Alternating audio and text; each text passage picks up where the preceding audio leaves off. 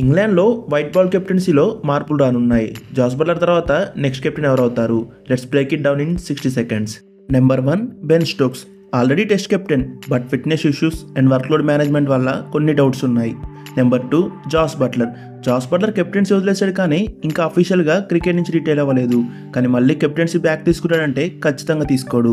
England cricket board అయితే తన ఒక ఆప్షన్గా పెట్టుకునే అవకాశం ఉంది. Number 3 David Malan. David Malan కూడా ఇంగ్లాండ్ క్రికెట్ బోర్డు అయితే కన్సిడర్ చేసే అవకాశం ఉంది. తన్ని కూడా ఒక షార్ట్ టర్మ్ ఆప్షన్గా కన్సిడర్ చేయొచ్చు.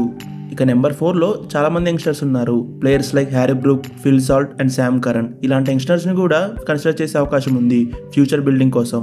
కానీ వీళ్ళ ముగ్గురిట్లో హ్యారీ బ్రూక్ ఎక్కువ ఛాన్సెస్ ఉన్నాయి.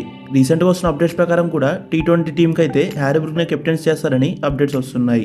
England next white ball captain ఎవరవుతాడని మీకు అనిపిస్తుంది? మీ ఒపీనియన్ ఏంటో కింద కమెంట్స్లో చెప్పండి.